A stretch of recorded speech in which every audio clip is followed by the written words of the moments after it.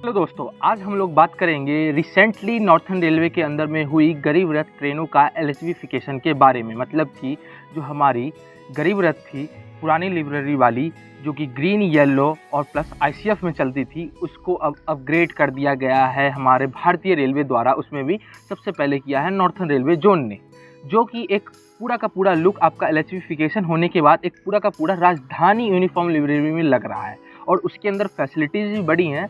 तो उसमें हम लोग जानते हैं कि क्या क्या चीज़ आपको नए एलएचबी गरीब रथ के अंदर में देखने को मिलेगा।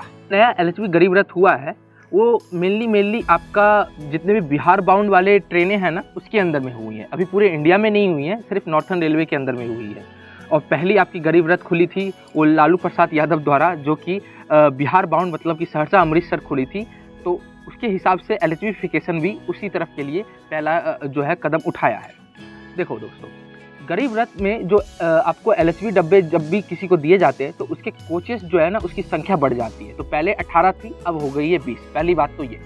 सेकंड, गरीब रथ में सबसे मेन काम क्या होता था आपके, उसके अंदर में जो यूनिक उसको बनाता था, उसके अंदर में आपके साइड मिडल बर्थ भी होते थे। लेकिन इस वाले जो एलएचबी हुई है उसके अंदर में जो थर्ड इकोनॉमिक कोचेस सारे के सारे अंदर लगाए गए हैं, जिससे बर्थ तो उतनी रहेगी बल्कि बढ़ जाएगी, पर उसके अंदर में जो साइड मिडल बर्थ है वो देखने को नहीं मिलेगी, जिससे साइड लोअर वाले और साइड अपर वाले लोगों के लिए कंफर्टेबल थोड़ा सा देखने को मिलेगा। मतलब कि हेड स्पेस तो आपको अच्छे से देखने को मिल जाएगा।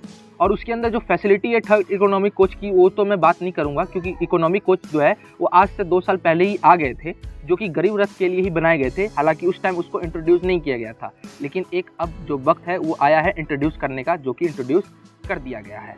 पुराने आईसीएफ वाले गरीब रथ थे उसके अंदर में टोटल 78 सीट्स थी, लेकिन इसके अंदर में जो नया एलएचबी है उसके अंदर में टोटल 80 सीट्स है और टोटल 20 कोचेस है। तो इससे आप कह सकते हो कि इस गरीब रथ के अंदर में एलएचबी होने के बाद में आपका वेटिंग लिस्ट क्लियर होने का ज़्यादा चांस हो सकता है।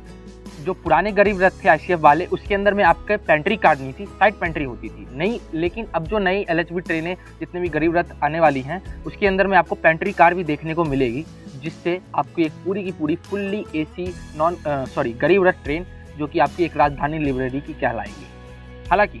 हालांकि जो पहले की जो आईसीएफ थे, जो गरीब रथ थे, वो 130 स्पीड चलने के लिए रेडी तो थे, लेकिन वो अब धीरे धीरे आईसीएफ ट्रेन बूढ़े हो चुके थे, जिसके लिए अब गरीब रथ को तो अपग्रेड करना ही था। तो आज नहीं तो कल सही, तो आज ही अभी जो वक्त था सही टाइम नॉर्थन रेलवे ने देखा और इसको अपग्रेड कर दिया, जो कि ये 130 के लिए कैपेबल भी है और अच्छे तरीके से कैपेबल है, ठीक है, रनिंग करने के लिए।